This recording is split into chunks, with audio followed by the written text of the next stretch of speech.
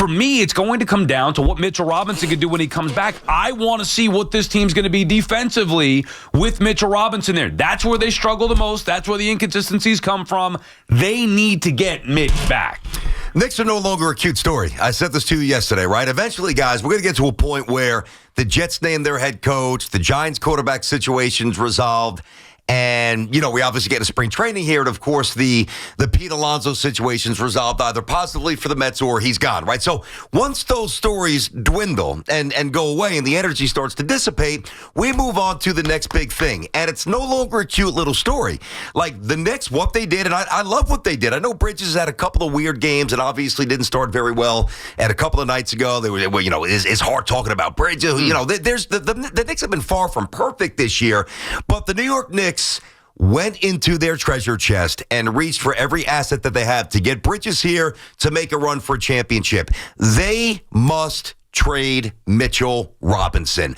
I'm not taking a chance.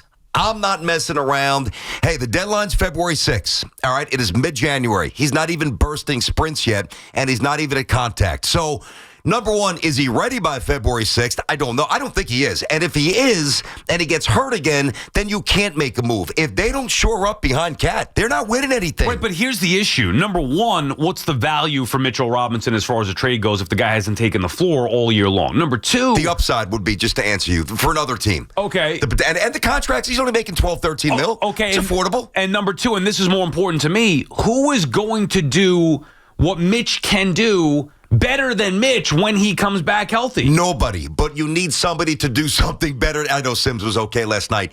Like, there can't be this incredible downgrade after Karl Anthony Towns to whomever's playing the five. Right, but Mitch is their starting center. Like, that's how they were built. Well, yeah, but when he was the starting center, they weren't a championship team. Right, offensively. Defensively, they were.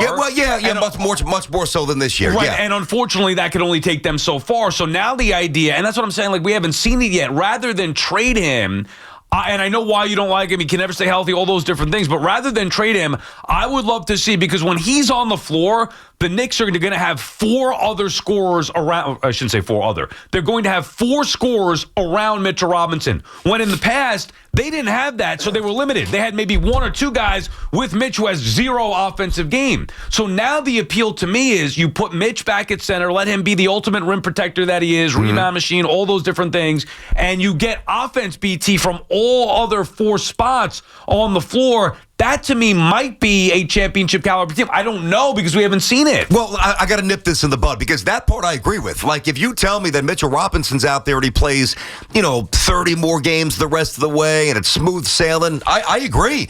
I mean, it's incredibly appealing, which is why one of the reasons they made the move for Bridges and put all those chips in the table, because they think, and I don't think it was a bad thought, they thought that if everything's right and Mitch is healthy and the other pieces come together, that they will be, in a 2 or 3 year window, maybe 4, but probably 2 or 3 for a championship. I don't disagree. You have Mitch in the middle. You got Cat banging threes. You got Cat playing some 4. You got Brunson putting people on skates. You got OG and Bridges banging threes from the corner and elite, wing defense. Yes, as a concept. The problem is, here's what I'm saying. I want to make sure we don't have two different conversations.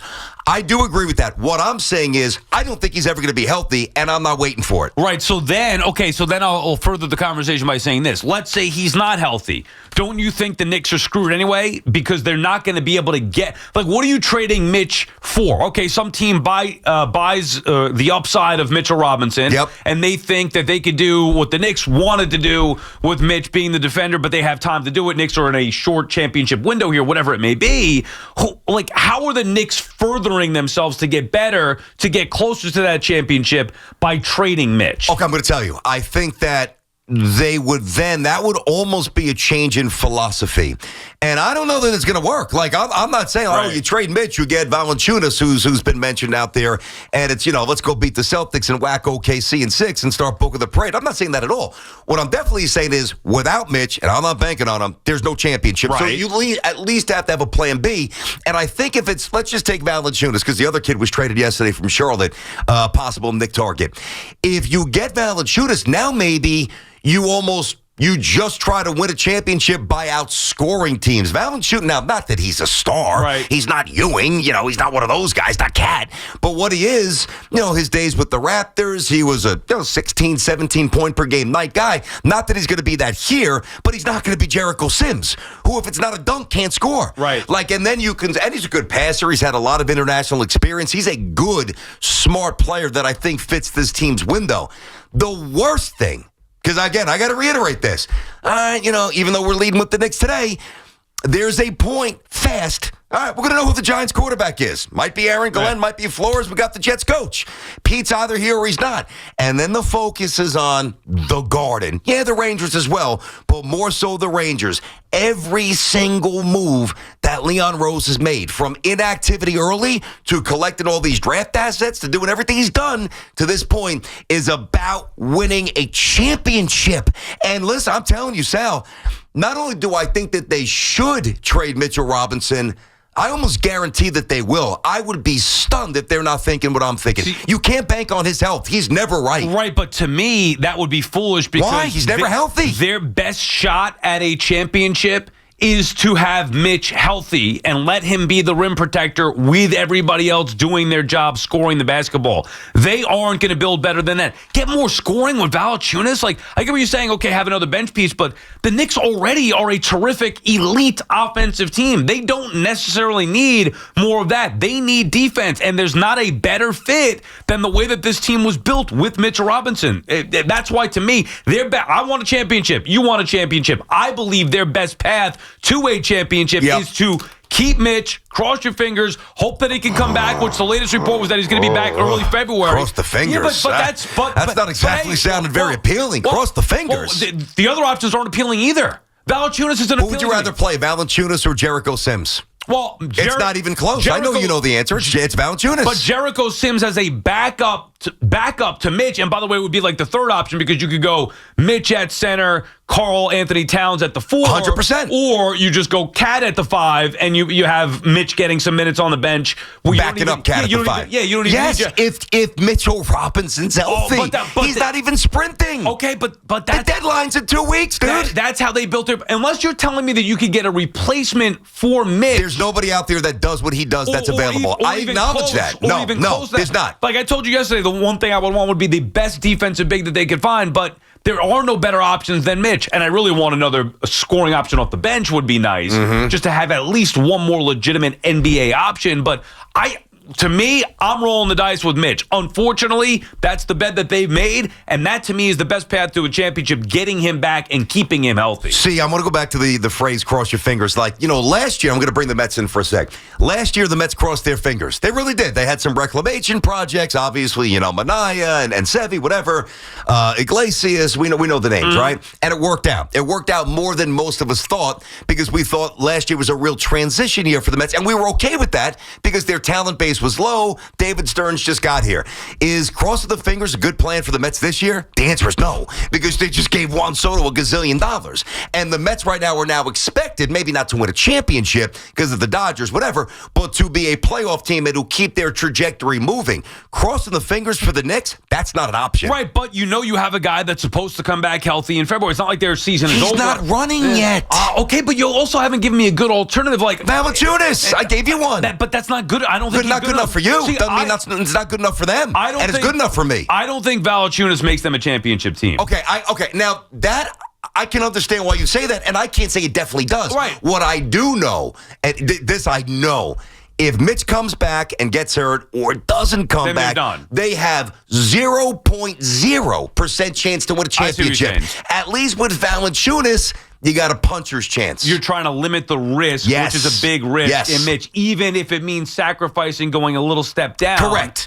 And I'd rather you're the other way. I'd rather just maintain the risk, because to me it's higher risk but much higher reward. Or no reward.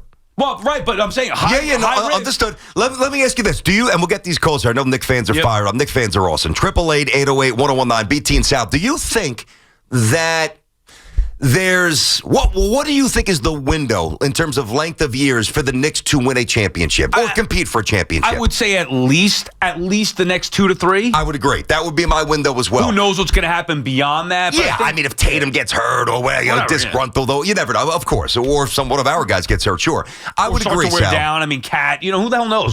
You don't know, but I think that 2 to 3 years is a very smart estimate. I'm with you 1,000%. With this core group. 100%. And the money says it's going to be this group because there's really not a whole lot of flexibility. So we're on the same page with that. My pushback to your plan is if you don't try to max out I know you're not punting, but if you're not doing everything you can in a 3-year window, what are we doing? Understood. And here's what I would say to that. Got to trade him. In season, in this particular year, I'm going to roll the dice with Mitch. If he can't come back healthy or stay healthy, then I would reassess in the offseason, say, hey, we tried it with this guy. It's a wasted year. I don't know if it's wasted because you're still hoping he could come back. But, hey, we tried it with this guy. It just hasn't worked. He can't get healthy, can't stay healthy. We can't put all our eggs in that basket again. Let's see what the alternative options are. I would consider that in the offseason. BT and Sal on the Fan. Our friends at Town Fair Tire remind you that at Town Fair Tire, you always get the guaranteed lowest price on name brand tires from Connecticut to Maine. Nobody beats Town Fair Tire. Nobody. Andrew is in North Salem. What's up, Andrew? Hey, good morning, guys. Hope everything's going well. So, going to the Knicks now, I think they should deal Mitchell Robinson. I do like him as a guy, but when you look overall, he only plays like 20 games a year, and then he's going to sustain an injury in the playoffs when it gets real hectic. A guy I'd like to see is Clint Capella from the Hawks. If they could somehow get him, I would definitely deal Mitchell Robinson and some prospects to get him, because that guy, he's just a beast. He's bouncy. He's play every night. Well, he's bouncy, and he's very different than Valanciunas, and he's not quite Mitch, although he does certain things better.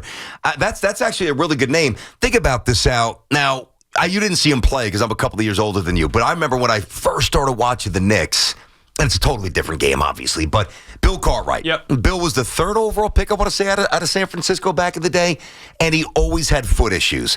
Bigs with bad feet, it's done. Right. Bill Walton, Bill Cartwright, Mitchell Robinson, it just doesn't work out. I understand that. I just want to see the better option. Odin, did you mention him? But that was more of a knee with Odin. But either lower extremity, sure. Yeah, exactly. Yeah. And that's why I was always worried about Porzingis all those years. Good Same point. thing, big guy. Anyway, I'm okay. Like, it's not like, oh, no, you can't trade Mitchell Robinson. I just don't believe that any of the options out there. Like, I trust Leon Rose and Tibbs, and they put this team together with the thought of Mitchell Robinson being the center. I just want to see it because I know he's a beast on the boards and a beast of a rim protector. And to think of that when you have 4 other legit scoring options, that to me is the perfect recipe. Not to mention, by the way, 2 elite perimeter defenders. Then it's basically 60% and really 80% of hearts on the floor that are elite defenders. I love it. Can he run? Well, that's the thing. I mean, that's the big I love the way that sounds. If he were 100% healthy... We're not having the discussion. Correct. And by the way, if he's 100% healthy, Knicks might be the 1 seed right now in the Eastern Conference, honestly. So the question then becomes, is it worth the risk of waiting for him to come back? You know my answer. I'm saying yes, you're saying no. And also for me versus the other options out there. Now, if Leon Rose and Tibbs figure that, hey, look, we're trying to go for, like you're saying, BT, and we think that Capela or Valanciunas or whoever, whatever options we're not mentioning that are out there, they think it could be better than Mitch, well, we have to trust it and then see how it plays out. But I know what Mitchell Robinson is. I also know he can't stay healthy, which is a big problem.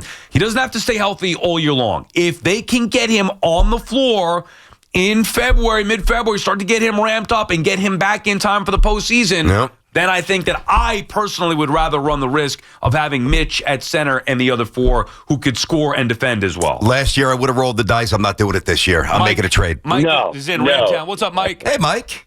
Hey, how you doing, guys? Good. What's up? What's happening, buddy? Hey, BT, I got to agree with you. And Sal, sadly, I have to disagree with you. You could both answer the same question. What is the best ability? Availability. Not necessarily. Correct. when it's Mitchell Robinson Not necessarily, available. Mike, because I got news for you. There's a lot of people who would be available to fill in for these shows that BT and I do, and they wouldn't be as good as we are. So there is a point where, yes, that's a thing. That's my guy. Yeah, boy. True, right? Ain't wrong, man. Yeah, boy. you also want to be available. You got to be good too. Yeah. I respect your response.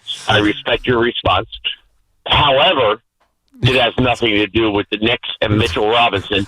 The NBA is a different league. It's an outside league. It's not an inside league. Yes, a center helps, but a dominant center and shot blocker definitely helps, but it's not the end all and the be all. So just get someone who can like actually play and is not sitting in a boot in a suit on the bench. That would be nice. Yeah. So get rid of him. Get, like BT said, get Jonas in here, a guy who averages a double-double every night. 13 points, 10 rebounds. Yeah, he's solid. He's always been good. And is available. Yep. Let's get that guy on the roster. The question I have, and thank you for the call, Mike, good stuff. The question I would have is, how good of a defender is he, and does he fit what the Knicks are going to be trying to do? He's not Mitch as a defender. Okay. I mean, pretty much nobody is when they're healthy. I understood. And why then? Like, you've seen the defensive issues that the Knicks have had without Mitch. It's almost like they're built to survive defensively around the availability of Mitchell Robinson, which is a problem. Like, okay, for years we've known the case. This is nothing new with Mitchell Robinson. You and I had this conversation during the season last year, during the offseason. I still thought then that it was worth the risk. I'm still going to think it now. Now, if he's out for the season, then yeah, you're right. You've wasted a season. I'm hoping he comes back before the postseason. That's all I care about is the playoffs. Yeah. So I don't care what seed they are, get in the postseason, and I think they can do damage once they get into the postseason. But if not Mitch, then who? Is Valanciunas going to make this team better defensively? Because BT, to me, regardless of who's on the floor or who they bring in, Mitch or not, the one thing that it's imperative that they do to become a championship caliber team is play better, more consistent defense. Or just try to run you out of the gym and score more. Okay. Which I don't love. Trust me, I don't, they're not the Warriors. There's no Steph Curry on this team from 5-7 years ago. I get that. But, I think that the drop for me, not that Sims would play 10, 12, 15 minutes in the playoffs. I get that. But the ability of, like, Valanciunas, he's also an amazing passer. And he's not a superstar, but, you're an NBA fan. You've watched him. That was on the Wizards. They stink. I mean, they're going to get rid of him. Nick's got to find some. It would be an easy deal to strike. And the other issue here. Give me insurance for Cat, too, which I like. Absolutely. Which is a different story, though, than being. But it's a different story, but it's also. It just increases the appeal because now it's like, all right, so without Mitch's availability or not knowing what it might be moving forward, boom, you kind of check that box. Different player, I give you that, but you check a box because he's a lot better than Sims and a lot better than a lot of other bigs in the NBA, quite frankly. And also, Towns, has been a little creaky this year. Whether it's the knee, now he's got the bone chip in the hand, which I'm not worried about, but he's already missed 4 or 5 games, whatever. See, the issue for the Knicks, and it sucks. The timing is very unfortunate. They do not have the benefit of good timing here. The timeline really complicates what they want to do versus maybe what they have to do. Because of the deadline? It's January 16th, and the deadline's February 6th, and Mitch ain't running yet. I mean, so, if it was December 6th, now, and we got 2 months, kick it down the road, see how he's doing, get the cardio going, work up to contact, sprint, and if he looks good, you don't do it. I cannot possibly waste a season when you've got about a 3-year championship window. BT and Sal on the Fan. Warrior calls when we come back. 888-808-1019 on the Fan.